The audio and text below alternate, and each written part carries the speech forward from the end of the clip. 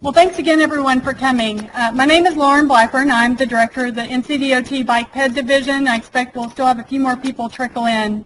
And this is a really good opportunity for us to share some information and ideas with you all. Hopefully this is going to be as user-friendly as necessary for what's going to be a jam-packed hour and a half of information. As I mentioned before, we are also hosting this as a live webinar. We're hopefully recording this as well so that we can post this information so that people can watch it post-event. So we're going to provide this outlet to as many people as appropriate. Before I get started into the main part of the program, I'm going to ask my boss, Richard Walls, who's the Deputy Secretary of Transit for NCDOT, to come introduce himself. I think most of you, especially if you work with the department, you may know Richard, but I think a lot of folks may not know him, so I just want to give him an opportunity to introduce himself. Thank you very much. I am Richard Walls, Deputy Secretary for Transit. I came up through the DOT through the Division of Aviation and was a Lawrence peer as the Aviation Director and then got put into this position. So it's my first time being before a bike and ped route, so it's great to be here. It's great to see all y'all. I appreciate everybody coming in. There's two things I can promise you. One, that in the long run, STI is going to be good for the state, so just stay with it and hear it out. It will be good for the state. Second thing I can tell you, you have the very best bike and ped director in the entire country. I hope you know that. So with that, I'm going to turn it back over to Lauren, so thank you.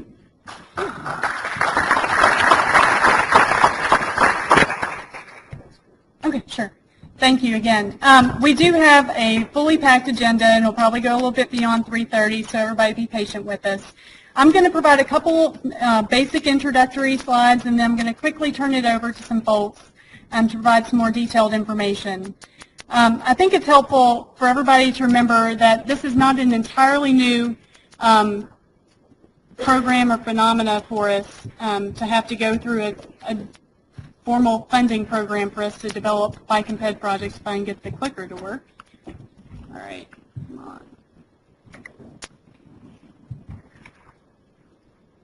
Let me try this. What's this wrong? I know, it did work, and I see it's talking to this. Of course, this happens.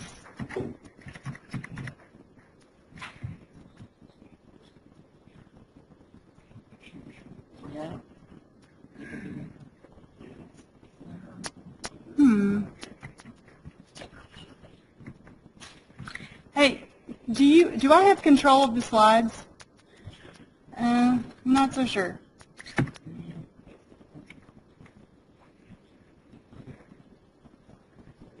That would be pretty important. I apologize. We'll get this figured out.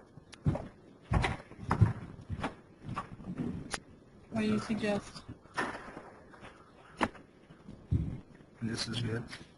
Mm-hmm. Okay, just go back to from the beginning again, see. Hi. Mm-hmm. Yeah. So good.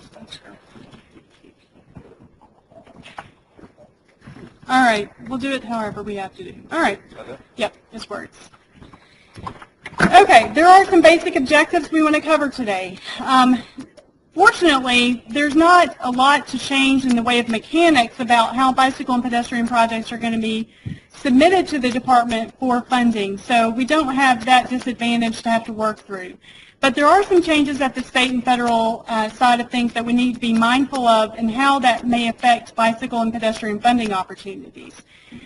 Over the last 6 months, there's been a lot of change, and as a result of that, there's been a lot of concerns and questions as a result of that. So primarily our objective today is to address some of those concerns and questions about how the department will participate in building bike and ped projects in the state. We need to introduce the new state legislation as a part of that. We also need to review new federal funding programs which affect bicycle and pedestrian projects as well, and cover some other relevant federal funding programs and opportunities, and give you other additional resources to help you dive deeper into this. We're going to skim the surface today with all these different contexts, but we will give you context to be able to get more. Review of the agenda again. For the first half, we're going to focus on the new state law and how the Strategic Transportation Investments Law affects bicycle and pedestrian projects, how they're prioritized, and how ultimately they're funded. Do I have something this way? Okay. So there's 3 speakers in the first part of this morning or this afternoon session. Susan Pulliam, to the furthest of my left and your right. She is the director of the Strategic Planning Office of DOT, and she's going to give you an overview. And then to her right, Dawn Volker with the Prioritization Office is going to give you a little bit deeper dive on the law and how the prioritization process affects all the different modes. And then John Van Hodge with the Bicycle Pedestrian Division is going to get a little deeper into the bicycle and pedestrian prioritization methodology. We'll take some questions, and then we'll roll back into the new federal legislation. Loretta Barron with Federal Highways is going to cover some of that information. And then I'll wrap it up with some other relevant information and hopefully get us out of here on time. So with that, I'm going to go ahead and introduce Susan Pulliam, and she's going to quickly provide some overview and context of the new law.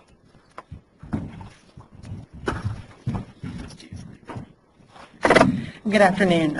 We recognize that we have the unenviable task of keeping you awake after lunch. So we'll try to keep this as dynamic as possible and get you to the question and answer section as quickly as we can. But before we do that, we want to give you a little bit of framework for what brought us here today. We've had some new legislation signed into law. It was signed into law on June 26th. It is what we're considering landmark legislation. For those of you that may be new to this arena, we haven't really changed our funding policies or our state laws governing funding for transportation projects since 1989. So this is a significant time for us, and a lot of changes happening in all areas of transportation. And so today we're going to focus specifically on bicycle and pedestrian needs. The other thing to know is that NCDOT was a partner in this process. It was not done unto us. We worked together with the legislators to develop the legislation so that as best as possible it would meet the needs of both entities. In fact, I think in one of Don's points, he'll share with you the numbers about how well this was supported by the legislation. But know that on our side, NCDOT, much like Richard said earlier, we're really feeling that this is going to be good for North Carolina in the long run. And then next steps. What happened when the law was passed is that it set some guidelines for us. It gave us some rules about how funding would be allocated across the state and into regions and divisions, and we'll get into that later. But it also set the stage for talking about how we prioritize our projects, continuing to focus on using data-driven strategies to identify which projects should get funded, which ideally will hopefully take out the politics in project selection. So what even prompted the need for a change in the funding formula? Well, if you haven't noticed, our state continues to grow. If you live in the Raleigh-Durham area, the Charlotte area, you see it pretty obviously in the Greensboro area. But throughout the state, we have continued to grow. The recession has not impacted our in-migration. It has not impacted the growth of our industry as negatively as it has other parts of the country. So our population over the next 10 years is expected to continue to climb, and our revenues are going to continue to decrease. There's a lot of reasons for that, one of which is more fuel-efficient vehicles. Please know that gas tax funds just about all of our funding for transportation investments. And with the gas tax sort of being capped, with more fuel-efficient vehicles, people choosing alternative methods of transportation like bicycle and pedestrian avenues, we're continuing to see that revenue drop. So we need to do something. So what we need to do at some point is address the shrinking revenue. But before we can do that, we probably need to focus on data-driven approaches that try to increase our efficiency in how we spend the money that we do have. And that's where the STI, or Strategic Transportation Investment Law, came in. Some of you may know it as the Strategic Mobility Formula. It's a very large law, and one piece of that law is the Strategic Mobility Formula. And what that formula does is allows us to at least make up for that revenue problem, that revenue shortfall, by reorienting where we spend our dollars. It does not increase our revenue, but it increases our ability to be more efficient in how we spend our revenue. I'm showing you this picture because as bicycle and pedestrian advocates, you may or may not know that there are organizations throughout the state that are transportation planning organizations. They are called metropolitan planning organizations and rural transportation planning organizations. The language that we use is MPOs and RPOs.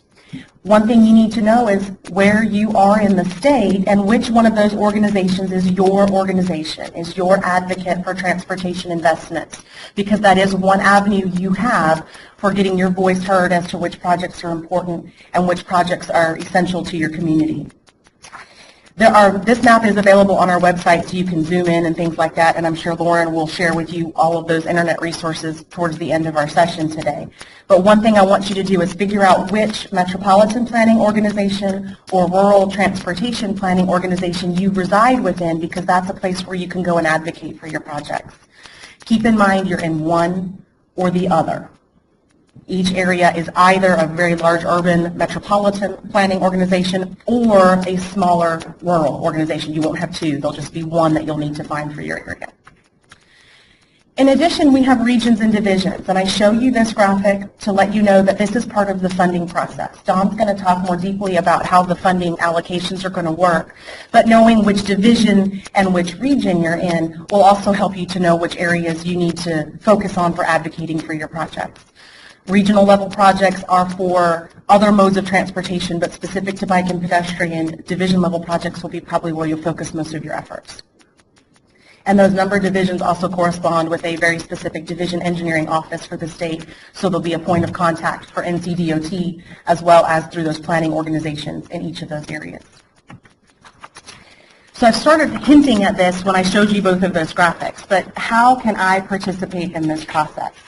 One way is through public involvement sessions, and those public involvement sessions will either be at the state level, the division level, perhaps at the region level as we go forward. We're still working our way around how we're going to have public involvement sessions, but most directly through your local MPO or RPO. Please know that your MPOs and RPOs are organized in such a way that they're made from basically two committees. There's a technical committee, and then there's an advisory committee. That advisory committee is made up of elected officials from your local municipalities. So once you know which MPO or RPO you're in, you can start to figure out who your elected official is that would be a good representative for you, or a good conduit for you, or a good contact for you. The technical committee you're welcome to sit in on, but they'll get into the really technical details about how the engineering will work for each of those projects, what the forecasts are, and things like that. So depending on your level of interest, there's two different bodies for each planning organization. And also, just know that this is a multi-step process. The legislation was signed into law on June 26th. We've been prepping for it leading up to that, but only since, I want to say, about April. And so we're still building the outcomes of that legislation as we go through. So continue to check your websites. Continue to reach out to your MPO and RPO partners so that you can learn if there are changes to the rules, or if there's enhancements to the rules, or if there are other opportunities for you to get involved in the process. What I want you also to think about is what to expect from today. There's going to be a lot of information thrown at you, but I think there's two core bits of information that you really want to hang on to and try to wrap your understanding around. One, there are going to be projects that have what we consider incidental bicycle or pedestrian projects added to them. If you do a road upgrade and do a complete street, for those of you who might know that term, when you add in a bicycle lane while doing the other roadway enhancements, that's considered an incidental project, and so that might fall into a different type of funding category. So kind of keep your eyes open for where bicycle and pedestrian projects might fit in with those highway projects. The other way you want to think about it is, where are bicycle and pedestrian projects standalone projects? And how do I get involved in advocating for those? How do I understand how they'll be prioritized? Typically, those will be at the division level, and Lauren and her team will get into the very specific details on all of that. But those are sort of the two main points I want you to kind of keep grabbing onto, specifically for those of you that may not be transportation professionals, that you're here advocating for your community, or you're here advocating for your personal needs. Incidental projects that are attached to highway projects, and then separate, standalone, individual bicycle and pedestrian projects like greenways might be an example for those of you that are more familiar with those terms. So with that, I'm going to turn it over to Don Volker from our prioritization office, and he's going to talk you through some more of the technical details that came out of that strategic transportation investment law, and where that mobility formula comes into that law as well. Thank you. John, while you're gearing up, I just want to check with the tech folks if the table moved across the room, and I'm guessing some technical issues or come up, so I just want to make sure we can address that before we move on. Is there anything we need to do? Oh. Make that better. Okay. Would it make sense to put it up here? Yeah. If you can eliminate the feedback or the mute the sound so we don't have to hear that, that would be helpful. All right. We'll let them work through that as we go ahead and get started with the next part. Okay, thank you. I'm Don Volker, and purpose of my presentation today is really just to give you a broad overview of what's in the Strategic Transportation Investments Law. It'll be a little deeper dive than what Susan just did, but I won't get into as many of the details on the bike ped program that John Vine-Hodge will. So, okay, so let's talk a little bit about this House Bill 817. It was introduced in March of this year, and it actually was signed into law in June of this year. So in 3 short months, we had a historic transportation legislation piece of introduced and signed. The vote in the General Assembly, I believe the total vote was something like 103 to 14. So obviously there is very widespread bipartisan support for this bill. And as Susan and Lauren said, it was not done in a vacuum by the legislature. DOT had a hand in this legislation. So, and as Susan said, the most significant piece of transportation funding since the 1989 Highway Trust Fund law was passed. What made it so successful? One of the things that made it successful as far as DOT is concerned is we had a work group of folks that helped us provide the recommendations. And this work group, those of you who have been around a while know that we had P 1.0. We started in 2009, updated it with P 2.0 in 2011. And we were going down the road with updating that, tweaking what we had previously done in P 3.0. We thought it was only going to be a tweak. And then this new opportunity came on us in March. And so as a result of that work group that had been meeting monthly, we took a look at what was introduced in the legislature and we said, oh my goodness, there is no way with the depth and breadth of this legislation, the deadlines that were in the proposed legislation, and the work group was cited as being partially responsible for developing the weights and criteria, that the work group, instead of meeting monthly, we met weekly, starting at the end of March. And we've continued to meet weekly and work through everything in the legislation.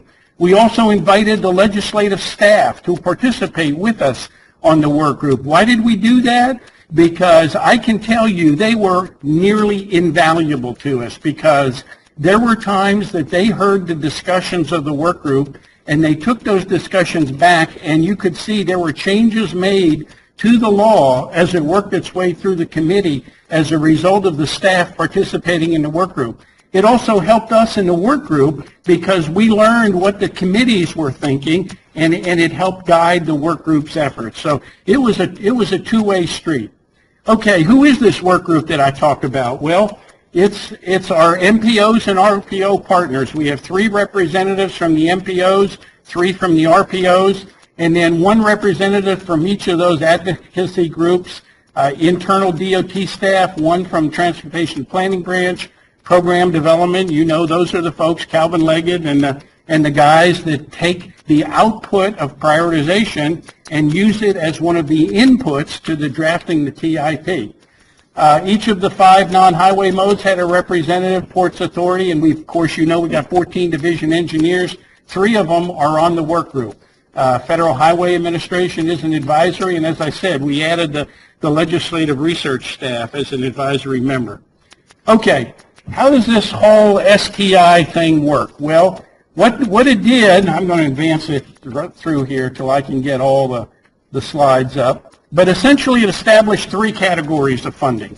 And the legislation said you're going to divide the money up 40, 30, 30. 40% to something called the statewide category, 30% to regional impact, and 30% to division needs. One of the things I want to point out on this slide here is that the reason the arrows go down is what I call cascading. Projects that are eligible for statewide mobility funding, and we'll explain what those are, those that do not get funded under that category are also eligible under the regional impact. So regional impact projects and the leftover statewide mobility projects are also eligible to be funded under the division needs category. Well, okay, so let's go back and talk a little. Oh, and by the way, we've estimated there's $15 billion of funds over a 10-year period. The law goes into effect July 1 of 2015. We believe there's going to be about $15 billion of revenue spread across, you can see the numbers up there, those three categories. Okay, what are we trying to accomplish in these three categories? Well, let's start with the statewide mobility category. Addressing significant congestion and bottlenecks. The simplification I use is we're trying to serve interstate traffic and travel throughout North Carolina. Everybody knows that our highways are virtually our portable or mobile warehouses today. And we don't want companies coming to North Carolina trying to move their goods on our highways only to be congested. So that's the type of thing that we're trying to achieve by our improving the projects and having statewide mobility projects. Interstate projects would be typical of a statewide eligible mobility route. The legislation says how are we going to pick those projects? We're going to score those projects based 100% on data. So we're going to use data, data-driven process. It builds on what the strategic prioritization process was in P1.0 and P2.0. Okay, regional impact. Here the focus is more on intra-state travel and traffic. How do we improve the connectivity between the regions? How do we get those people and goods to move within the state?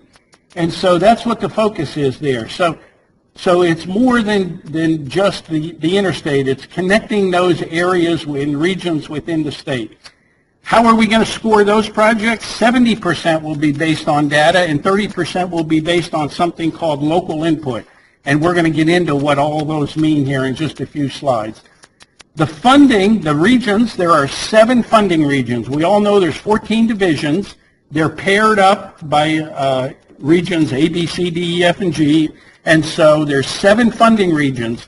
The funds that are allocated to those funding regions are divided up simply by the population of one region versus the other regions until we reach the $4.5 billion.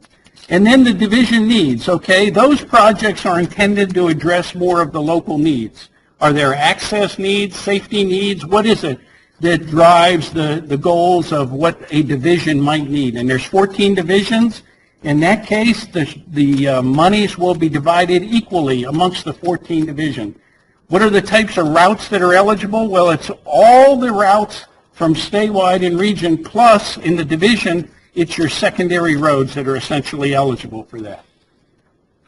Okay. Here's just another graphic of those 7 funding regions and the 14 divisions. Okay. Let me go over some of the things that this legislation does. We all know the equity formula has been around since 1989. Well, there is no more equity formula anymore. There's no more urban loop program. There's no more mobility fund. Powell bill still exists, but in a slightly different form, and secondary road paving is still around, but much of those funds are transferred over to the highway fund. And of course, you all know we really in North Carolina have 2 main sources of funding. We have the Highway Trust Fund and we have the Highway Fund. And prior to this law here, we had capital expenses by the different modes funded out of the 2 different funds. What this piece of legislation does, it says all capital expenditures for all modes are going to be funded out of the Highway Trust Fund, which means that's a real challenge when we're going to try to figure out scoring of projects and how one project in one mode is going to compete against all the other modes. Okay, it also said, this was one of the very short deadlines. You're going to implement this DOT by July 1 of 2015. So think about that.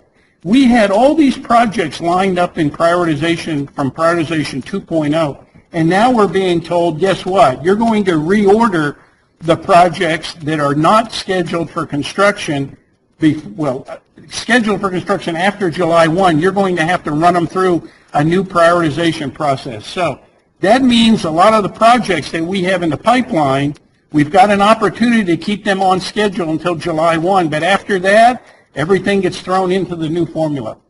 Okay, another item there that I left here is because the bike ped projects, if they're not authorized for construction by October 1 of 2013, then you don't have to worry about that limitation on state funding, because the law says projects that are done after July 1 of 2015, state match cannot be used on those projects, okay?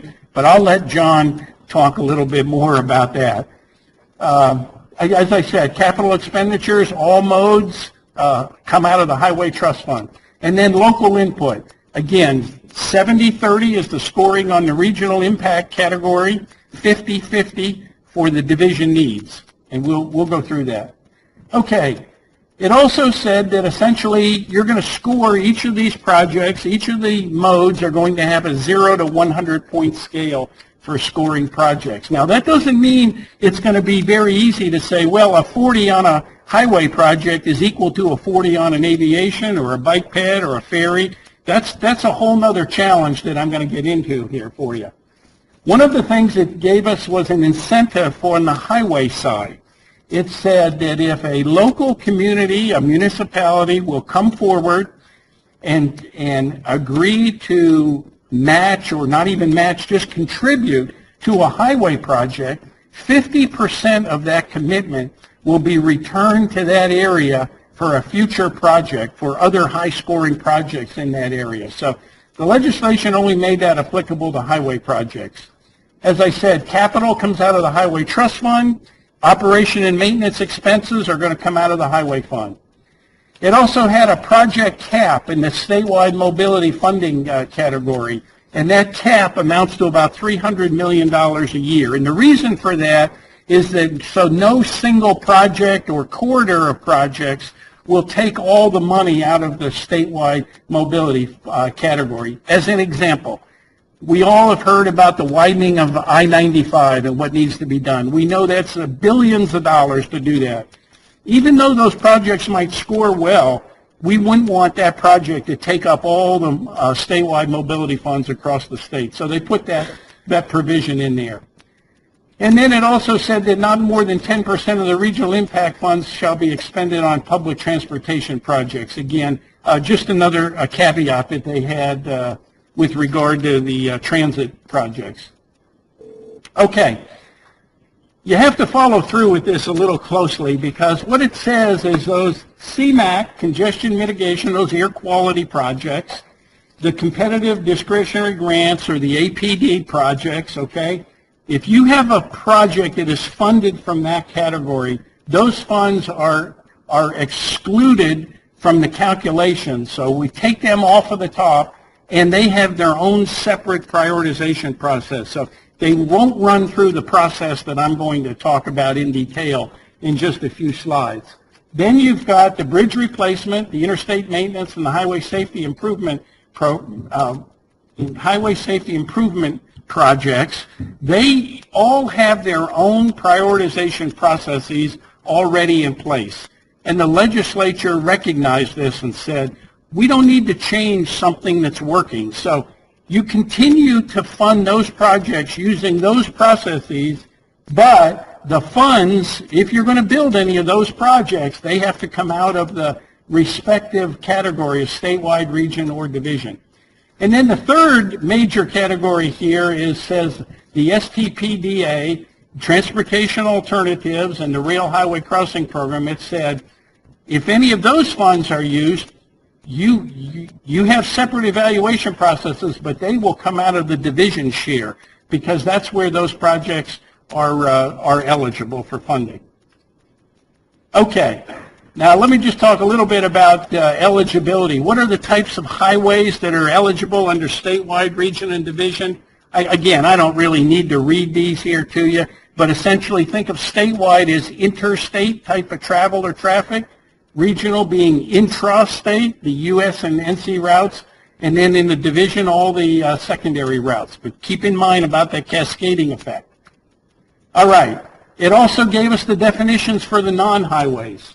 And again, I don't know that I need to read through every single one of these, but obviously your interest is in the bike ped program.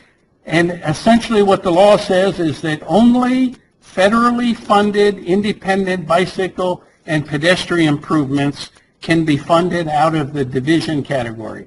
Okay? As Lauren said, the incidental bike ped activities, they are still going to be built. The Complete Streets policy will still apply. That is on a phone call. Would you kindly mute your phone? We can hear your entire conversation. Okay. Maybe, I hope it's not me.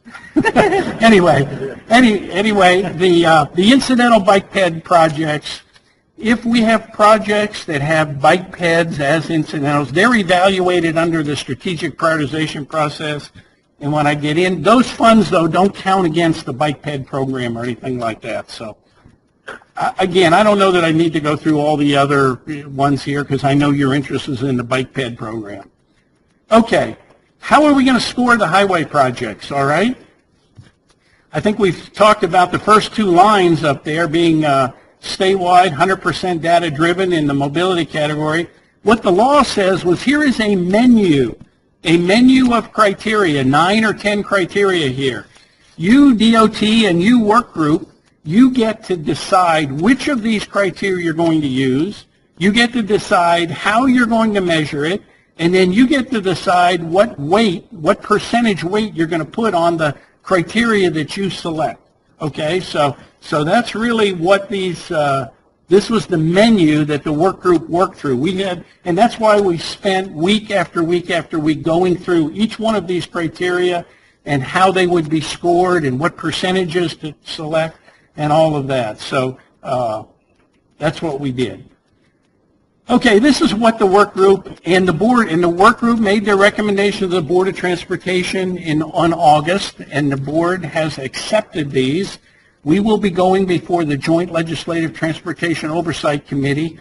We did the report. We reported to them on August the 15th, but we will be making a presentation to them on September the 10th.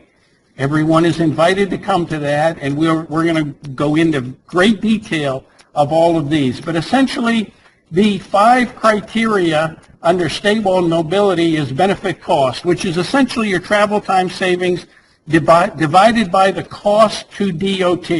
And it's important to remember cost to DOT, because as municipalities, if they will bring that contribution to DOT towards the project, that obviously reduces the cost of that project to DOT.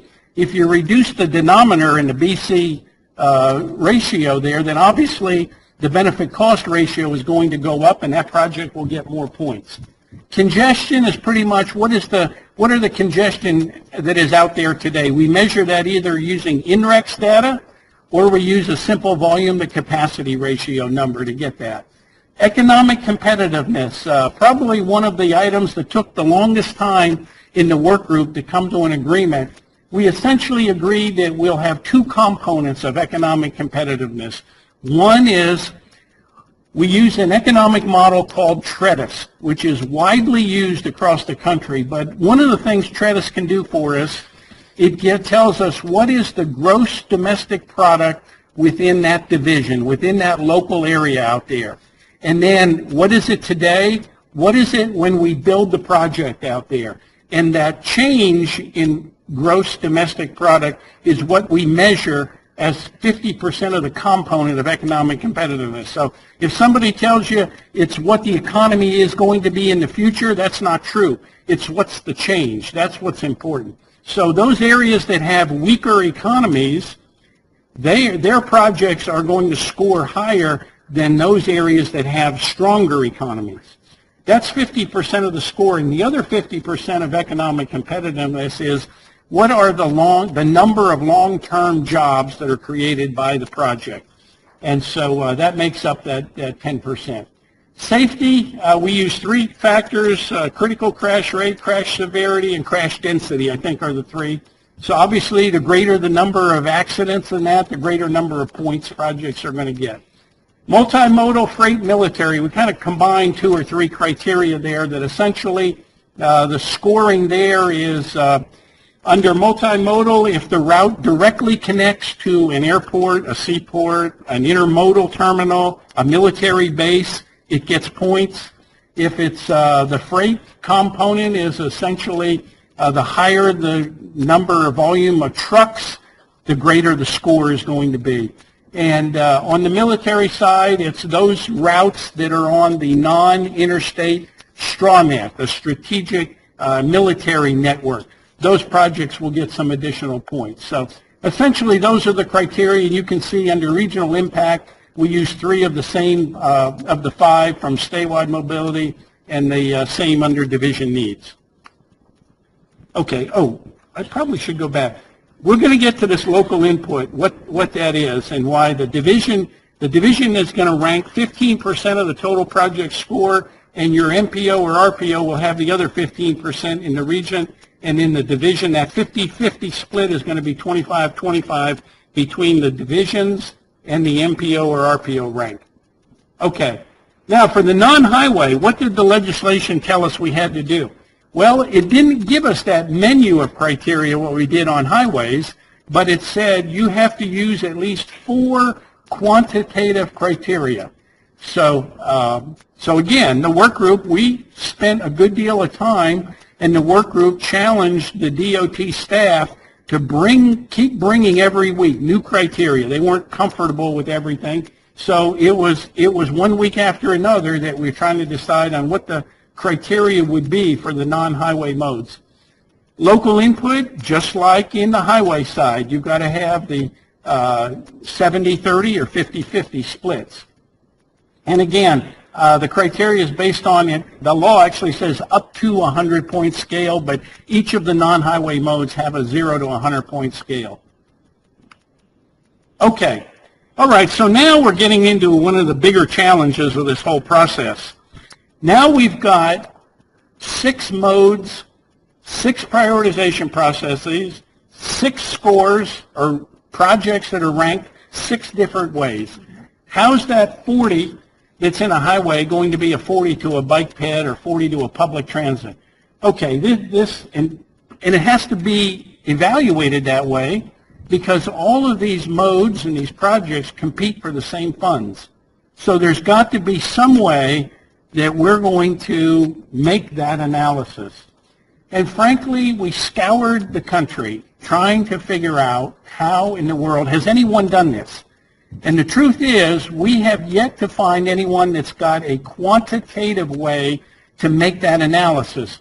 We did find that some states use what they call a qualitative value judgment approach. They got folks together and they said, we're going to spend 50% on highways, 30% on transit, 10% on bike ped, 5% on rail, and that kind of thing. Well, we frankly didn't have, one thing, we didn't have the time to go through that type of a discussion would be the best way to put it. So we said maybe in the future we'll look at that, but that's really not something that we can make work this time.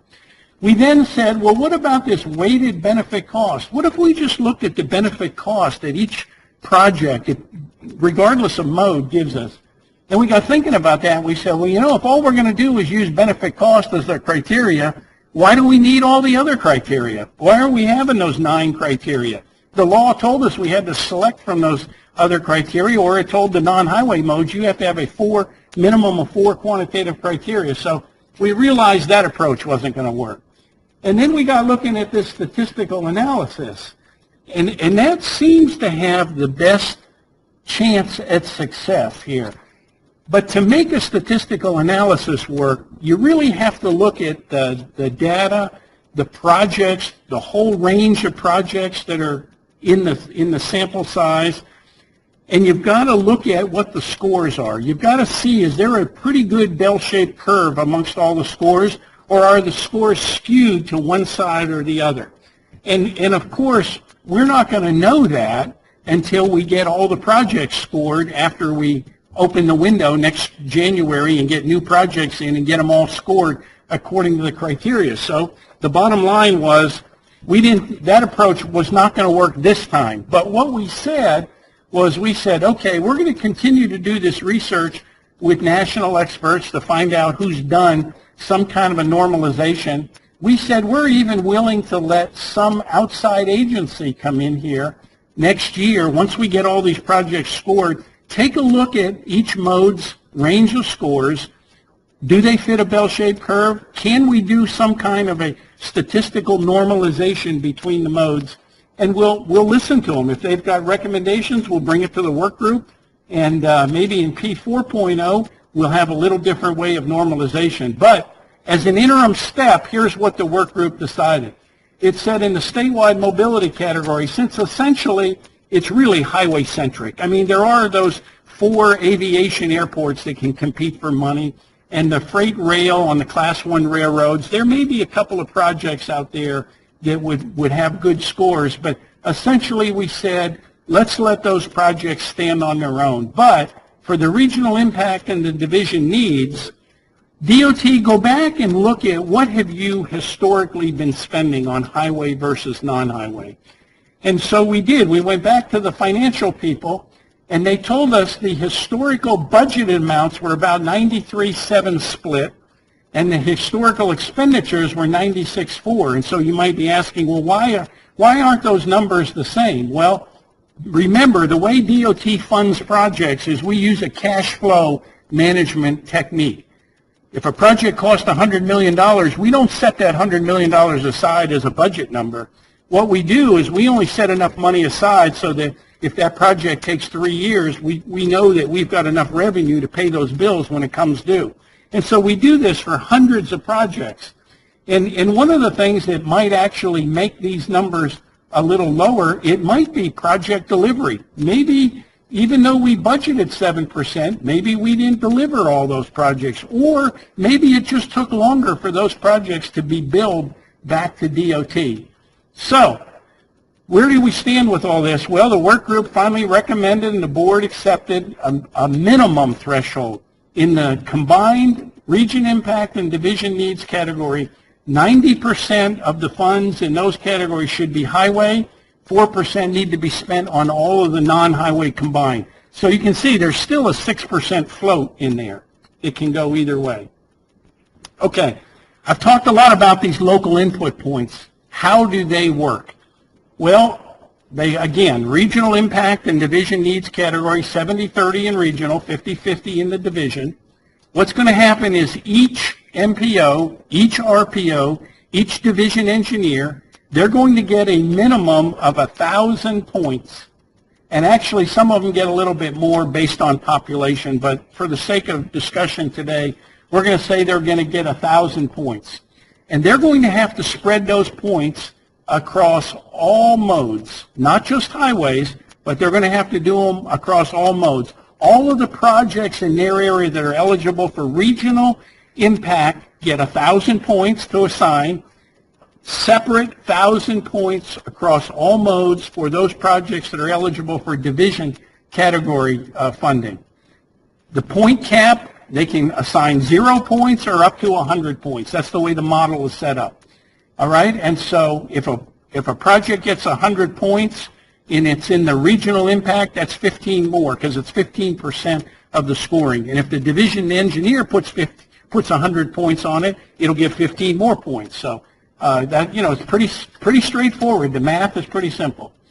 One of the things the 2012 strategic prioritization law that was passed, that was prior to all of this, essentially said, for DOT, your strategic prioritization process, MPOs and RPOs have to have a methodology for how they're going to assign these local input points. And we were working on that with the work group up until March. We were trying to figure out, because the law also said, DOT, you're going to approve that MPO and RPO local methodology, and that methodology has to have at least one quantitative criteria and one qualitative criteria. So we were working through all the guidance and how we're going to do that when the STI law came. And so we switched gears and went over and worked on the STI law. And now we're going back to the work group and figuring out what kind of guidance and what is going to be the requirements for these MPO and RPO local methodologies, and then how is DOT going to approve that? Okay, obviously we've got to have all that done by May 1 of 2014, and the reason for that is because that's when these local input points will be assigned by the MPOs, the RPOs, and the division, May 1st of next year. Okay, talk just a little bit about, as if we don't have enough 1,300 highway projects in the database and some 600 or 700 other non-highway projects in the database, we're going to give folks an opportunity to submit more projects to us. So, and that's going to happen in January here. So on the highway side, areas are going to get a minimum of 10, depending on their population. They could get 20, and then if they want, we're going to allow them 5 exchanges. So if they want to delete some projects in their database, they can delete up to 5, and then, of course, replace them with a new project. In the bike ped, John, how many were in the database before? Almost 600, wasn't it? Over 600. Yeah, 600. So we're scrubbing the database, but look at the number that we're allowing to be submitted in the new system, 20, by each MPO, RPO, or division. So I expect you'll get a fair number of projects. Aviation, no limit on that. The ferry boats and vessels and facilities, they get 10.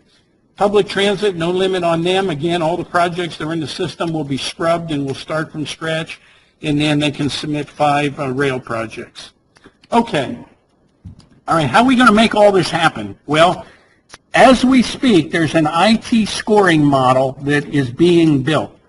And one of the beauties that I think that this model will do is that you will be able, as a person who is going to submit a candidate project, you'll be able to look and put a point on a route at point A to point B and click on that distance, and the model is going to be set up that you should be able to get the quantitative score for that project. It may not be instantaneous, but it should be like within a day. You're going to be able to see what that project will score from a quantitative side. So I think it's a very powerful tool, because as MPOs or RPOs are trying to decide what projects are going to be our best projects, which ones are going to give us the best quantitative score before we have to officially submit them and be limited by those numbers, you're going to be able to use this tool to get those numbers for you. So all of that is being built as we speak. And then in January, for 30 days, the window will be open for new projects to be submitted across all the modes. Then we will calculate the scores February, March, and April. Remember, the statewide, STW means statewide projects, those mobility projects, because they're 100% data driven. So we can pull those projects off. Program development will pull them off and say, these are going to be in the draft TIP, because they're 100% scored with data.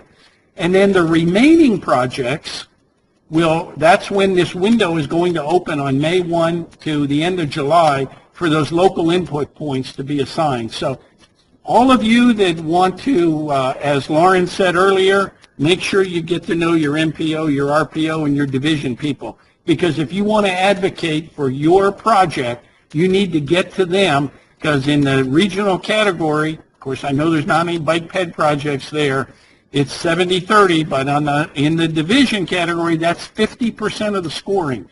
So that can make a huge difference in where that project score finally ends up. And then, of course, once we get all the local input points back, we'll score all the projects, and then the program development folks will draft the TIP and do all the public comment that they need to do, air quality, conformity.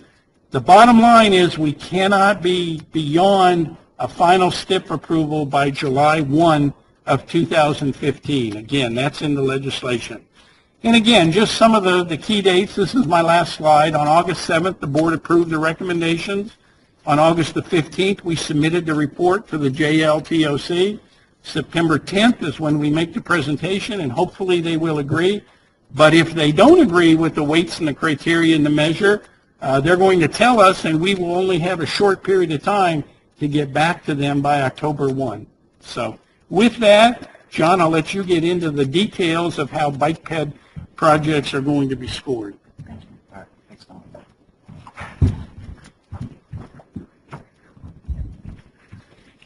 Okay, my name's John Beinhodge, and I'm from DOT's Bicycle and Pedestrian Division. We had gone through this, as with all the modes, to develop our prioritization process. As Don mentioned, we had done this. This is the third time we've done this as kind of the prioritization 3.0. And so we kind of built off a lot of what we had done in the first 2 years, and then also refined that more with the STI legislation that came in place, and had multiple meetings and meetings and meetings, as Don mentioned, to finally to get out this proposed methodology. Just a couple slides on who the Bike Pedestrian Division, who we are. And as you see there, in '74 we were started as just focusing on bicycle issues. In 1992 we broadened that out to us also focus on pedestrian issues as well. We're about 7 or 8 in our staff. We're located here in Raleigh. We're centrally located and kind of different from, I suppose, a lot of DOTs across the country. They may not have a bike ped division, and these functions that we administer are kind of filtered out through multiple units across the DOTs, DOTs in other parts of the states, other states. Those 4 bullets there kind of focus on some of the general purposes that we do: reduce injuries, fatalities, create efficient bike pedestrian travel options, promote healthy, active lifestyles, and foster local economic development. You can kind of look at these in with one word for each of these bullet items. The first being safety, then mobility, health, and economic development. Kind of focus on those. This really aligns and parallels with what we have done with our statewide plan that we're updating, and it aligns with the 4 of the 5 pillars that we have within that plan. And also, I guess, how these are kind of tied into our criteria that I'm going to talk to you about here in a few minutes. The first 2 we really touch on in safety and mobility and the criteria that we have. The last 2, health and economic development, we don't directly address those. I think kind of indirectly we do. These are measures that are a little more challenging to measure, but it's something we may look in the future to kind of incorporate health and economic development into our prioritization approach. Yeah. And the other slide kind of dealing with who we are, I guess Chachi mentioned the municipal plans, regional plans. That's municipal bike and pedestrian plans and regional bike plans, and that is something that we do have a grant program for. It's the funding that we do provide. I think since '04 is in the municipal plans, we've funded about almost 140, 150 of those plans, about 7 or 8 regional plans. So it's been a very effective program for us. But for our presentation, for my presentation here, we're kind of more focusing on those 2 red bold or red font items. The one kind of the prioritization, how we feed projects into the state TIP, and also safe routes to school, potentially identifying projects through this prioritization for safe routes to school funding as well. Can everybody keep their phones? Hello.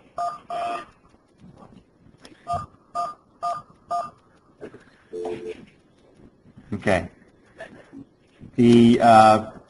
A few of the points before we get into the specific criteria. As Susan and Don both mentioned, we're focusing only on independent, not on the incidental. That will be handled further down the line with program development, project development. We are only focused on independent, independent multi-use paths, independent bike lanes, independent sidewalk projects. We do typically receive 80% federal funds for projects, and they require 20% local match to secure those funds. However, as we had done and mentioned, state law, new state law prohibits use of state funds to provide for that match. So now it's the responsibility of the local entities through their local resources or their whatever other resource they may be able to obtain. There is that exception with Powell bill funds, although that is a limited source, but those is the only state funds that we're aware of that can be used as part of that match. Don did mention about that October 1st, 2013 cutoff, and to clarify, that is the for programming of projects. We have to have them programmed in by October 1st, where we can still use that state match within that window. Once it's past that, we can't put any state funds into that. And June 15 would be the deadline for construction authorization. So that's kind of getting an understanding of how that works. Don mentioned about bike and projects only eligible in the division needs category. The next point, right of way, is not included in project costs. That's been how Bike Ped has handled funding projects for several years before this was put in place. I think one of the primary reasons is the limited funds that we do have, and the right of way can be a substantial cost, and it can consume a lot of our budget. So, but we're aware that it is an issue also for localities that come up with that as well. So. Minimum project requirement, this came out over the work group and out of the division engineers that we met with, and they felt this was a comfortable threshold for project submittal, so everything must be 100,000 or more. And plan adoption, as prioritization 1 and 2, we had plan adoption as one of our primary criteria, unique criteria. And however, for this P3, or our new prioritization approach, we've taken that out, and it's more of a screening type of question where if you are you have to identify if you're in a specific bike, pedestrian, or greenway plan. And we still want that in there because we feel that it does indicate a level of public involvement that the project has received and has local support that occurred through plan development. When we were developing our criteria that we get to in a minute, we looked at, again, what we did before the last 2 years, and then we looked at also what was going on around the state. We surveyed MPOs and RPOs to see what criteria they're using for their own individual prioritization within their regions. And we also looked, that's that second column, and the third column is the national study of DOTs. A study was done earlier this year that surveyed all DOTs across the state, across the nation, and identified what prioritization approaches they were using. So we're seeing if we were lining up with kind of what was going on around the rest of the state and the nation. And as you see, we're pretty consistent for the most part. I guess the one unique one that we have is the benefit cost, which we'll get into that a little bit. And this is our breakdown. These are our 5 criteria: safety, access, density, constructability, and benefit costs. Those proposed weights out of the 50%, and then that other 50% with the local inputs points that Don mentioned. And each of the subsequent slides has touches on each of these criteria items. The first one is safety. This is 15%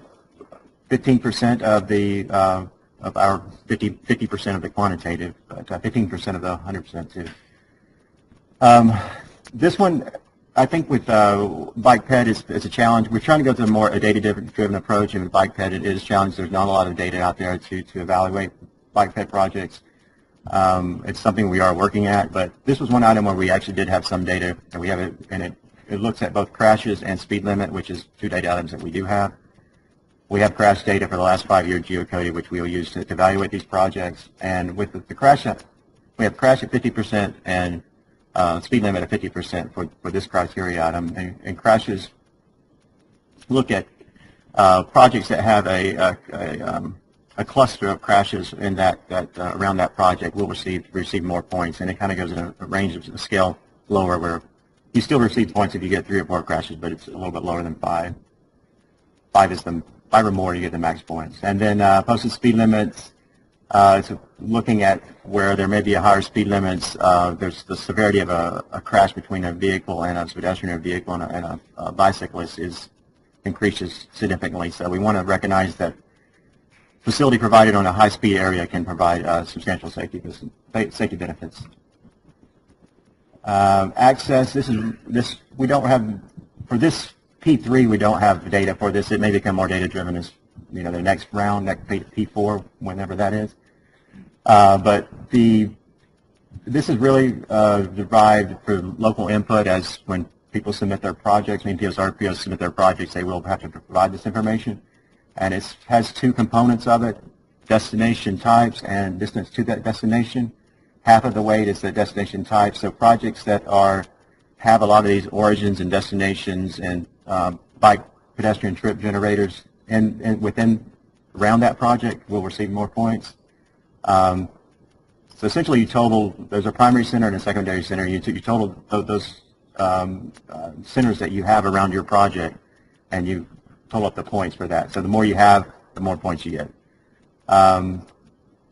and it's using a buffer of a half a mile around pedestrian facilities and 1.5 around bikes to capture those primary and secondary centers. And the second half of the criteria item is the weight that's applied to the distance.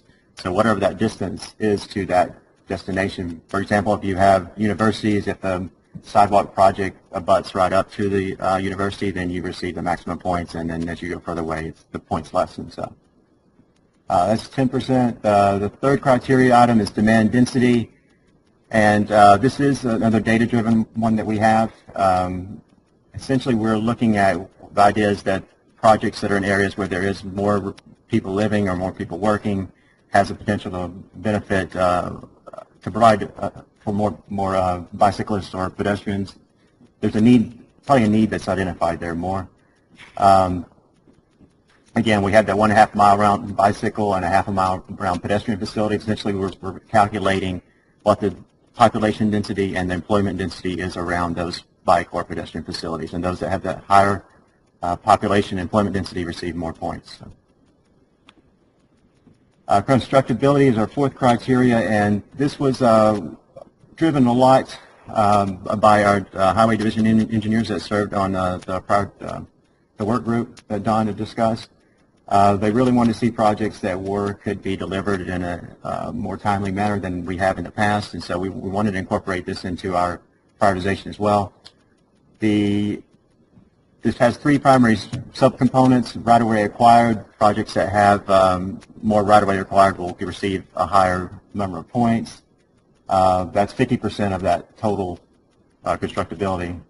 And then lesser of a weight are if you have any preliminary engineering that has been completed, a project design, and also with what the environmental impact of the project would be. If it's a lot less impact, then you'll receive more points. But constructability, as you see, is only 5% of our total weight. And the last slide here is benefit cost and our final criteria. And with bike ped, it's kind of challenging to calculate benefits, but unlike some other modes, mainly due to the data that's out there and kind of the ambiguity of benefit. But what we did is essentially take the scores that we had for access and the other criteria for access and one of the other criteria for demand density and divided that by the project cost to DOT to come up with an estimate of benefit cost. We were all of the modes were encouraged to go in this direction to have this criteria item incorporated, so we did as well. What we found, we ran a few test projects through this criteria item to kind of see how they would filter out, and projects that really, you have that 100,000 minimum project cost, but projects that were kind of within the 100,000 to 400,000, maybe 500,000 did pretty good, but once projects were 500,000 or more in cost, the score of the project really started to drop down. So, and that's what I got. Thank you. And I think that's the last slide for the first half. So we can probably take a few questions, and you probably have a few. I'm not sure if we have anything from the webinar first that we want to start with, and then you guys can chime in. Madeline? We have one question that came in from the town of Pedestrian. The guest would like to know, how will the Greenway projects address the safety criteria? That's a question to John. That's a great question. Yeah, why don't you go ahead? John, you have to take the microphone. Yeah, or you can stand. Can you say that question again? Let me repeat the question just for anybody else who didn't answer. Essentially, the question is for Greenway projects or projects that are not on a roadway facility, how are they going to use the safety criteria in context to a project like that? Yeah. I think with the... Yeah, why don't you stand up here? So they can...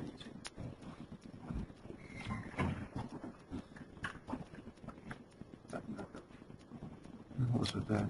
I think with the projects, one thing Don had mentioned is there will be a drawing the project in the beginning. So persons will draw the project submitter will draw their project into the database, but they'll also before that draw the route that they may take. So if you're looking at some things like access or those types of, well, crashes is a good example. If you're looking at that, the calculation will be of the corridor that you normally would take, like if it's along a roadway, and now you build a greenway path that parallels it. But the greenway path is not there, so you wouldn't have actually the crash totals. So with the drawing out the corridor, you would use instead the route that you do take, like along that roadway, whatever the crashes were there, to apply to the Greenway project. Does that make sense? Yeah, so if, obviously the Greenway doesn't exist in that case. If there's a reasonable alternate that would people would have to use today, you would draw that line for the existing route, use those crashes along, or the speed limit information from the existing route, and you would use that as your crash information for what would then be a future alternate, the Greenway route. Yeah. I think with access, it would be, Greenway would be the same as any other types of projects. Right. So. Yeah. I was just going to point out that the Greenway actually cuts across the board, it doesn't have a parallel road. So when there's not a parallel road, you use crash that. Well, I think the way I understand it, you're supposed to draw within that online interface. If you could just repeat the question, so Yeah. those on microphone. I think it was if when Greenway goes across multiple corridors or roads, and there's not actually a parallel facility to that Greenway, and how would that may not even be roads? Well, that's a good question. And the way way I understand the GIS interface was set up, though, is you would draw whatever rational route that you would normally take, that the Greenway will now allow you to go in a different way, to still get to between those same points. It may be a very long route that would be your choice for the day before the Greenway be built. There's no limit to how far off the proposed Greenway project you would have to go to actually draw from point A to point B. Does that make sense? Yeah. Uh-huh. Charlotte area where you're cutting across Right. Uh-huh. There's no Nothing. real parallel road anywhere.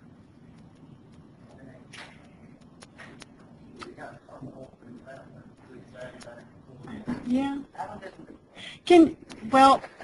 We'll find I think this is a recurring thing for all the modes, that you're going to find something that hasn't been, we've got to think through it a little bit further, some tweaks. If you wouldn't mind sending us maybe a map of an example project like that, so we can kind of see visually what we could perhaps do in the future with that.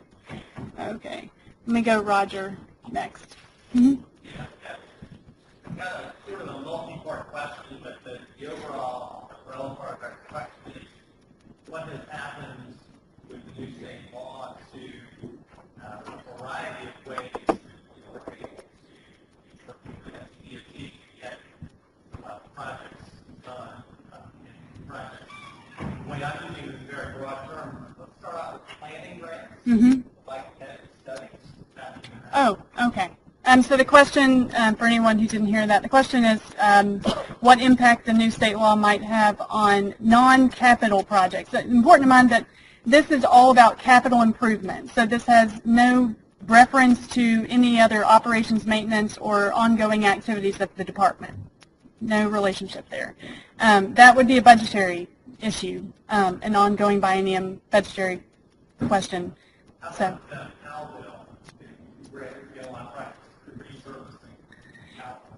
There were some changes to Powellville in the legislation. I'm not an expert on that. I would definitely encourage you to get in touch with maybe someone with the local government. Let me just add on the Powellville, they still exist, those monies still exist. They'll be given out to the municipalities.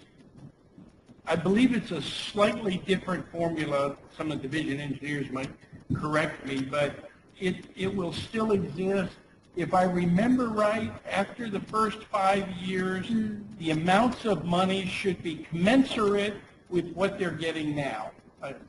It's a little different, but over this next 5 years, the amount of funds going to a municipality for Powellville should be similar to the amounts that they've been getting, say, over the last 5 years. How about division discretionary dollars?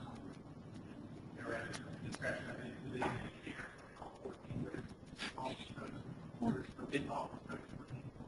Yeah. Did you hear him say it's all small construction? Just one moment. We have some microphones going around. We want the people who are online to be able to hear the questions as well. Right. We have people on either side who have microphones. Right. Let me go ahead and just repeat Roger's question for the sake of time. The question was if there were any changes to what Roger had referred to as discretionary funds by the divisions. I'm looking at, well, I'm kind of our de facto division table over in the middle here. Would one of you guys want to, I heard somebody kind of mention something about small urban. Yeah. There is small construction. There's 357,000 per division. Okay. And of course, you've got the division sidewalk fund, about, I think, per division each year. Okay. All right. How about safety studies, where I think it was Safety Systems Branch was doing studies looking at safety across all modes that they were able to identify licensed pedestrian traffic and countermeasures. Right. John spoke very briefly. He addressed the Highway Safety Improvement Program. That's where a lot of that activity takes place, and he mentioned that they have a separate prioritization process, but their funds do essentially come out of whatever funding category from which the project happens. Yeah. All right, let's go to somebody else. I don't want to. One more. Okay, one more. Concern right. with this whole thing that's going on that we would lose our entire beloved staff, division of bicycle pedestrian transportation. So I assume we still have you. Yeah. Yes. Right. Yeah. All right. Let's take one more, and then we do have some other. Okay. Let me go to Sig, and then we'll take one more. Yep. It's kind of funny. I know everybody in the room. All right. So in line of the matching funding going away in October 2013, do you feel there's going to be any motivation to elevate these projects up to a higher level so they can qualify for matching? Well, I think, John, the question, again, you did speak in the microphone, but I'm kind of reframing the question as, is this going to require some elevating the quality of projects that are submitted to make sure that we're taking the most advantage of the funding opportunities? I mean, I would say yes. And I think that's where the criteria, they're not going to be easy to attain a high score for a bicycle and pedestrian project when you look at these criteria. We're looking at, having a high density of users, a lot of destinations. You got to have some safety concerns, and you need to start working towards right-of-way acquisition. It's not going to be a very simple, easy process to get a high score on a bicycle pedestrian project. I expect that that's going to really bump up the quality of projects that are being submitted. Okay, let's take one more, and then we got definitely more to cover. Hopefully an easy question. John, you said that there's no right-of-way covered. You're using it entirely a municipal match to draw down federal dollars. Can you use a portion of that for right-of-way acquisition? Can you That would not be cost of DOT. Yeah. Yes. Okay. All right. We do have some more information that we want to make sure that you guys are aware of. If you want to get into the deeper context of this, there's some resources there on our website that you may find useful. Got that available on this slide here. Some of this is available on what I refer to as the public part of the NCDOT website. Parts of this is through the Connect DOT website. That's primarily with our project partners, local governments, and others. But this may be helpful information if you want to get even further into this. There's reports. There's documentation that's been submitted to the legislature aligned with this. So definitely encourage you to go there if you want to get deeper into this going forward. All right. Now we're going to transition into all things federal. And I've asked Loretta Barron with Federal Highways, our local division office, to come give you all an overview of that. She's actually going through a presentation, one of a string of presentations that Federal Highways has been doing. In fact, the last of the Trinity was completed about 30 minutes before this session began this afternoon. So some people have just made a whole day of transportation alternatives. So this has been, just a slam-packed day of all things funding. So she's going to go through a presentation that Federal Highways is otherwise prepared. So she may go quickly through some of the slides to get to the point. Oh, yeah. Yeah. Good afternoon. I am going to go quickly, in large part because this presentation includes like the kitchen sink, and I'm going to try not to do that. We'll give you a website that you can go to if you want to dig deep into the Transportation Alternative Program. but otherwise I'm going to cover it very briefly.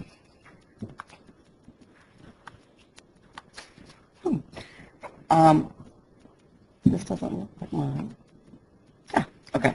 I really want to just start off by talking about MAP 21. MAP 21 was incorporated almost a year ago.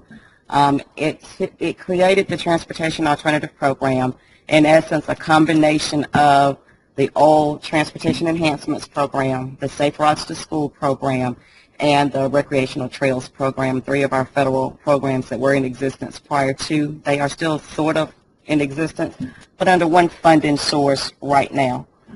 They actually account for about the same amount of funding currently as it did in the past. There are several eligible programs I just mentioned. The one addition here that it's been added is boulevards from divided highways as another means of using these funds. But there are some definite restrictions and changes out of the Transportation Enhancements Program as well as the Safe Routes to School Program. Is this the old program, the old presentation? No, this is the one that... Okay.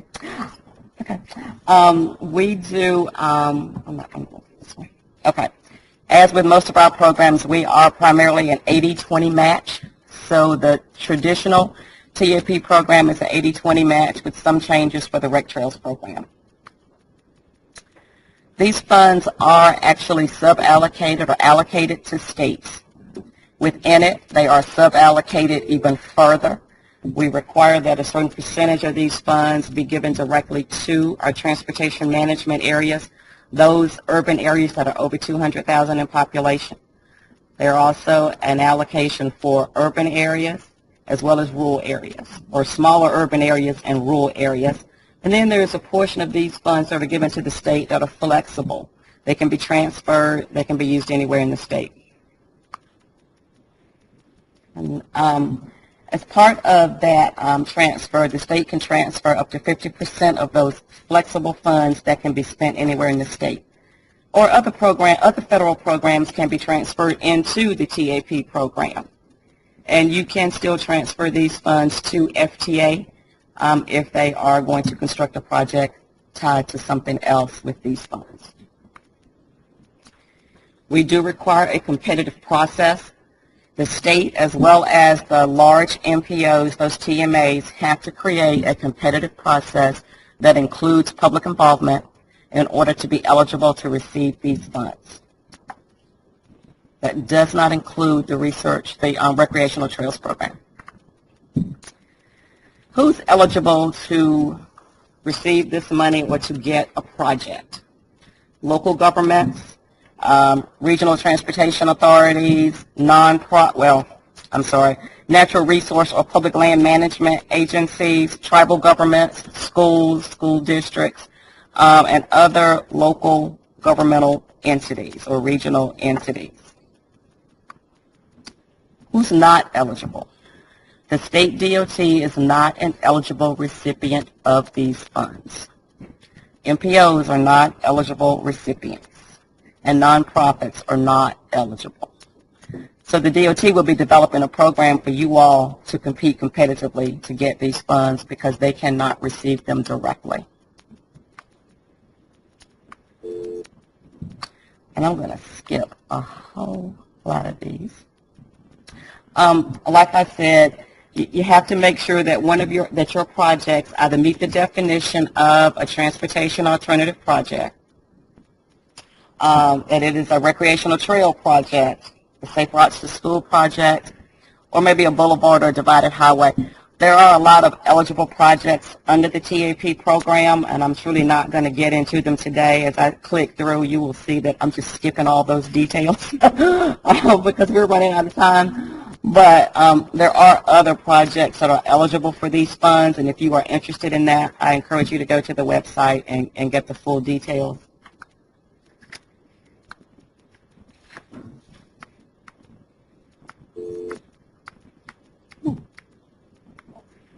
I know.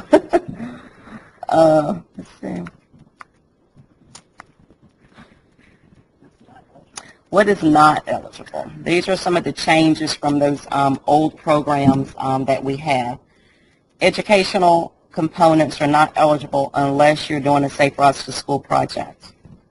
The acquisition of scenic or historic easements or sites are no longer eligible.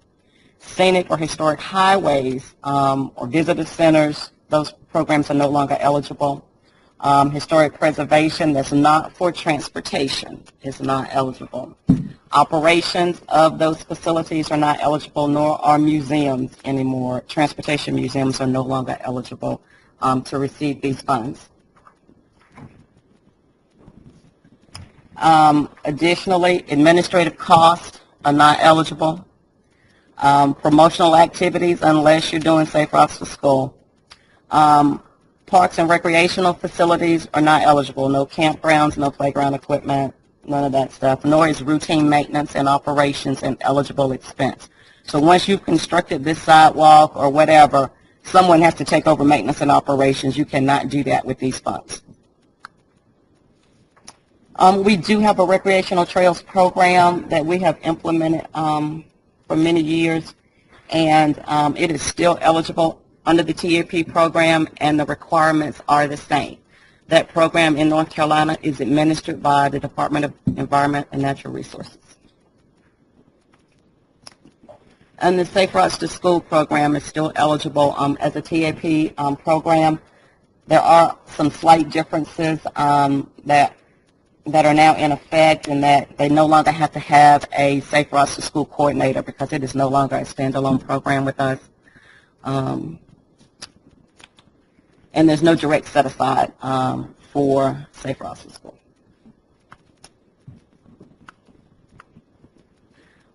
And before I leave, I do want to state this was not in these slides, is that these are STP program funds and are subject to all of our construction requirements, such as do not do any work until you have authorization to do a project. They still have to meet Buy America, Davis-Bacon. There's a whole laundry list of requirements that go with constructing an interstate that are subject to these funds. So I do encourage you to go back through, read the websites. They're on our FHWA website under Map 21.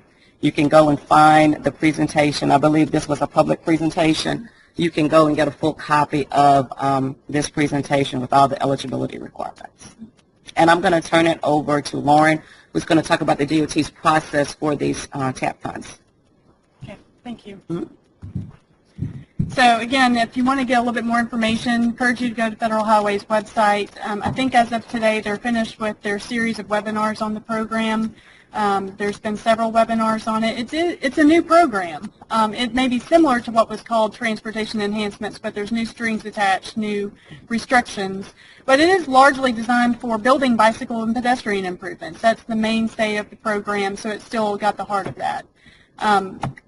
Anyway, so as Loretta mentioned, I wanted to provide some context about how we might use these funds in North Carolina. I think it's helpful to just make sure we all remember how the similar project or similar program, transportation enhancements, was historically spent in the state. This pie chart represents those basic activities that we had historically spent TE funds on for the 10 years or so of the mainstay of that program. It started in 1992 and it ran through 2012. Essentially, the department was spending a little over half of that funding on bicycle and pedestrian improvements.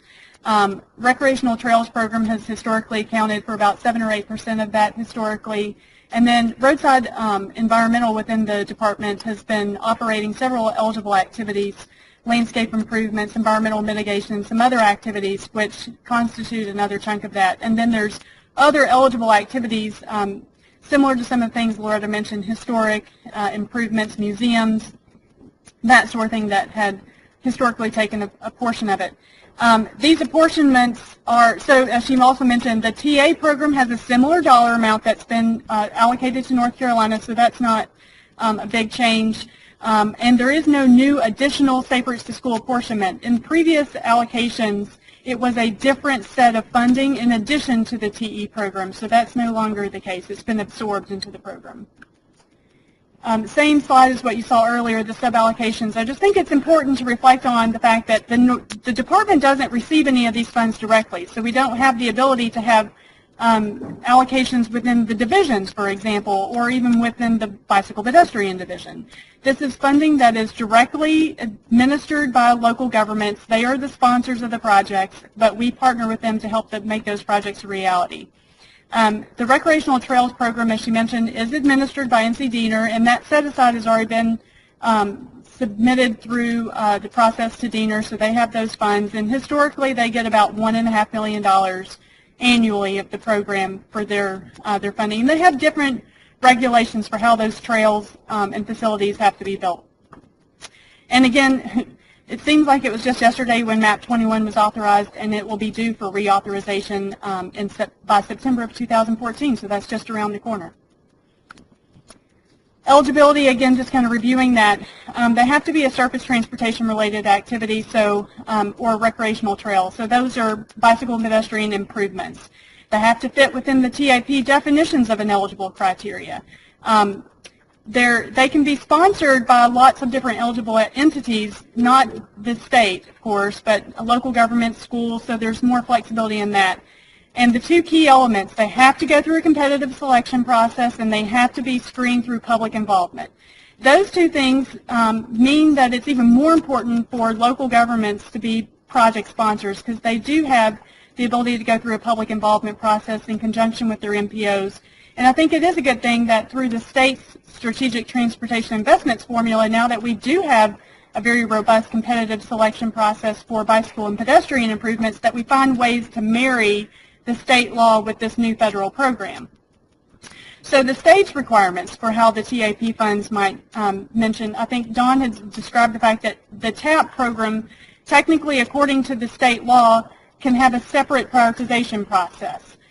Given that we don't compete for state funds for bicycle and pedestrian projects under the new state law, it makes sense that we would use this prioritization process for selecting bicycle and pedestrian projects to be funded by the Transportation Alternatives Program. It may mean that we have to be very deliberate about how much of the Transportation Alternatives Program funding can be directed towards bike and ped projects. And again, it will be used only in the division needs category. So hopefully you're starting to make some connections between state law, federal programs. The more questions you ask and the more you think through it, you'll start kind of seeing those connections, but it is very complicated. As mentioned, the RTP program is administered by DENR, and we coordinate with them. We try to work with them to make sure that we're syncing up projects and being logical about that. We also have to coordinate with the MPOs who administer TAP funds that are directly received by them. They have a prioritization process they can use, but we need to partner with them. The main parts of this, though, is that we would use our Strategic Transportation Investments bike ped process to select bike ped projects to be funded by TA from those sub-allocations by population other than what the MPOs control. So if you go back to that flow chart, right here, everything on the left besides what the MPOs control basically the bottom two categories would be designated for bicycle and pedestrian improvements. So that's the mainstay of how bike and ped projects would happen. MPOs would have to make their own decisions about how they want to spend their TA money above that, but historically they've spent quite a bit of that type of funding on bicycle and pedestrian projects. All right, the other way.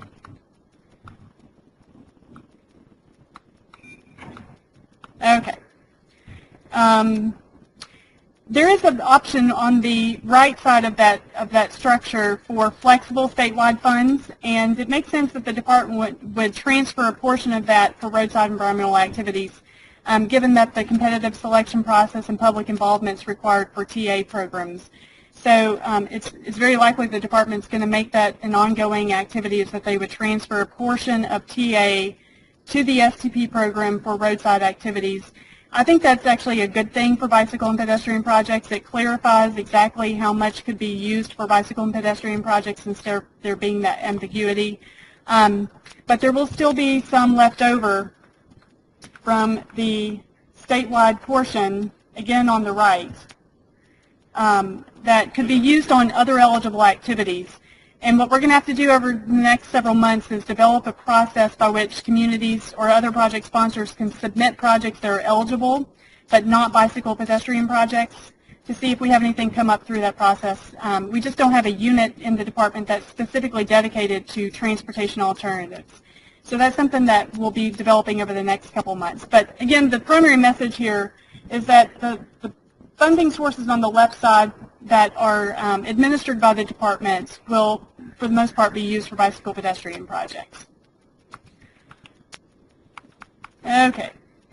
Other federal funding programs. I keep on going the wrong direction. Loretta and others mentioned the Safer School program. We've had a lot of questions about this over the last several months, and let me just, while we have a moment, let me ask Ed Johnson to raise his hand or stand up since he's like 7 feet tall. Ed is our Safer School program manager with the department. So if you have questions specific about Safer School, you definitely need to get in touch with him. This is a program that has received apportionments through former transportation authorizations. That is not happening under MAP 21 anymore, but we still have unobligated funds from the Safer School program that we're continuing to apply towards projects. And primarily what we wanted to communicate to you all today is that there are a lot of projects that are ongoing. Of the original $30 million of apportionments, about $11.5 million worth of infrastructure projects have been awarded, and there are several substantial non-infrastructure projects that are underway as well. But that obviously means that there's still some funding that could be obligated in the future. We want to do that in two primary ways.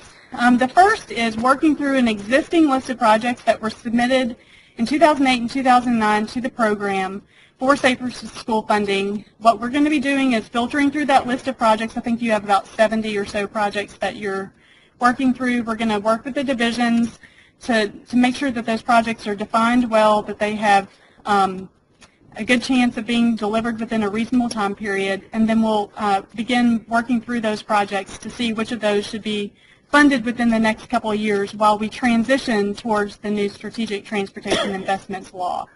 Starting in FY16, what we want to do is we want to use that list of bicycle pedestrian projects that are submitted through that process and then find those which would be eligible for Safer School funding and use that funding to apply towards those projects. So when you're submitting a project or your MPO or RPO is submitting a project, there will be a question in that process that will ask you if your project is within 2 miles of an elementary or middle school, and that's primarily so we can identify whether or not it would be Safer School project eligible. So that's an important note for everyone to keep in mind. There are other federal funding programs. Roger and others have been asking about that a little bit.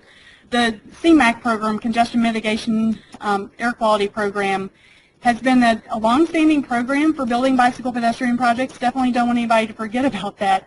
It's still an opportunity, from what I understand, is until the department gets federal guidance or further guidance about new air quality standards, they're going to have to, once they get that guidance, then reassess their list. So there's some other restrictions. You have to be an eligible county based on non-attainment for air quality to be eligible to receive those funds. But it is a good source for bicycle pedestrian projects, and it does require a 20% match, and that's a reoccurring thing. Almost every federal funding program is going to require a 20% local match. So whether it's TA or CMAQ or something else, you definitely need to count on finding local match. The Highway Safety Improvement Program is managed by the department using safety funds, and they do look at projects based on a safety benefit to cost ratio. I think this is an important consideration. Bicycle pedestrian projects are actually given a longer time frame for evaluation in the HSIP program. For example, highway projects, they scan crashes for a 5-year program or 5-year period. Bike and ped projects, they look for a 10-year program, 10-year period. So they're actually giving some more time to develop that crash record to find good HSIP eligible projects. STPDA, this is a program that is managed by the MPOs. It's funding that is more or less discretionary, but it is subject to the new state law. And a lot of MPOs have used this funding for bicycle pedestrian projects. I know, for example, the MPO in this area has policies that direct them to spend a certain amount of that on bicycle pedestrian projects. Other MPOs don't necessarily have those specific programs and policies. Those groups are going to have to coordinate and work with the department to make sure that whatever their local policies are would match up with the new state law so that all things funding and programming work out. But again, this is another resource, and it also requires a 20% local match. There's a lot of projects that when you look at the new state law, you would assume that a division needs category is going to be a very localized project. And, you know, a lot of people have been asking, are we only looking at bicycle pedestrian projects purely at the local level? If you have a project that spans more than one town, would that be eligible, more than one county in some cases? I don't think there's any restriction on municipalities or counties working together to identify a project sponsor. It definitely means more coordination, but this map hopefully represents that there's a lot of plans for projects for bicycle and pedestrian. This map shows on-road bicycle routes and statewide significant trails that have been planned by multiple agencies crisscrossing the state. So obviously they represent that there is a statewide and regional significance to bicycle pedestrian projects, but they would be funded primarily at the division or local level. And this is not just for building greenways or sidewalks or bike lanes. There's a lot of flexibility in most of these federal programs. Wayfinding signage, bike racks, sidewalks and pedestrian signals, greenways, bike lanes, bike route signage. There's a lot of flexibility of what you can do with this funding, so don't just limit it to building new linear facilities. And some key messages, just kind of takeaway reminders. We are primarily talking today about independent bicycle pedestrian projects. That's how those projects were being submitted through the prioritization process. But I think it's really important to remember that those roadway projects, as they're being submitted, that's where you can find opportunities for getting incidental improvements for bike and ped, bike lanes, in some cases sidewalks. The department does have policies for cost share in a lot of cases for those types of incidental improvements. So that hasn't necessarily changed. It just means that if a roadway reconstruction effort includes a bike and ped improvement, you'll definitely want to be a strong participant in that. I think two key ways of getting educated on that is our Complete Streets policy and planning and design guidelines. One more plug, of course, for the workshop series that's going on across the state. There's actually one today in Southern Pines, and there's about 8 more to go throughout the state. So go to completestreetsnc.org if you'd like to learn more about that workshop program, to learn if there's one coming to your area. If you haven't participated yet, strongly encourage you to do that, because that's where you're going to learn a lot more about how the Complete Streets process works. For independent projects, for independent bicycle pedestrian projects, that prioritization process starts very, very soon. I think that means that if you aren't already connected with your MPO or RPO representative, you need to get connected very soon. And if you don't know your division office, definitely encourage you to get in touch with them. Make sure you're clearly communicating what you think your community's needs are for bicycle pedestrian improvements, because they're going to be the representatives putting those local input points on bicycle and pedestrian projects, making them eligible to compete for funding. So very, very important to establish those partnerships and relationships. And again, I had this question yesterday. If a community has a bicycle or pedestrian plan, doesn't have to meet any very specific deadline or definition of what is a plan, but it needs to be locally adopted and include specific facilities for bike and ped. If you have a project in mind that hasn't yet been included in your local plan, you need to start amending your plans now so that you have an opportunity to have that question answered as you're going through the screening process. You don't want that to be an encumbrance for being able to submit a project. So those are some key considerations along those lines. For federal programs, again, saying again, they require local match. So there's some opportunities for local match opportunities, talking to the business community. Nonprofits, health providers have been helpful in some cases to help securing those local match funds. If, say, your local government doesn't have resources through a capital improvements program or the Powell bill or any other types of resources. Our statewide plan will have information about the economic benefits of bicycling and walking. Hopefully we're going to have that final report ready in the next month or so. So go to walkbikenc.org, for more information about some of those economic metrics if you need that to help explain to people why a local government would want to participate in this.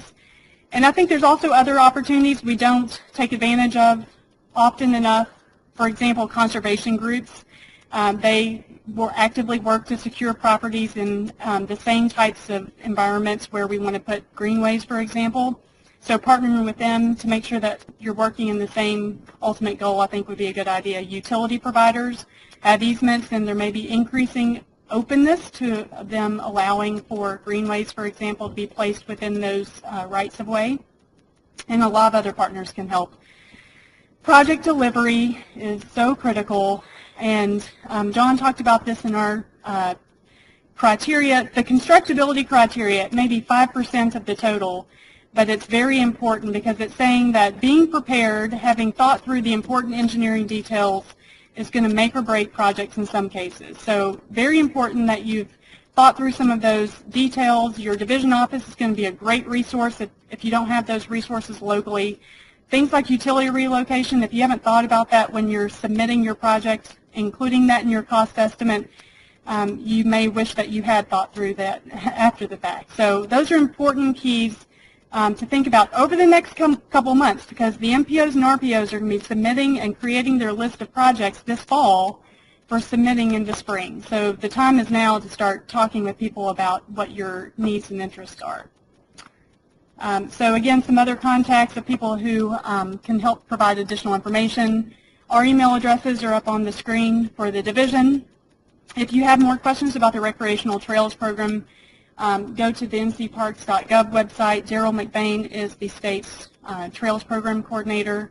He can help you through some of those questions. And that concludes the federal side of things. We can take some additional questions. I know we're quite a bit over the original time frame, but we can take some more. So I don't know if we got anything on the webinar, and then we'll go up to the audience. We have a couple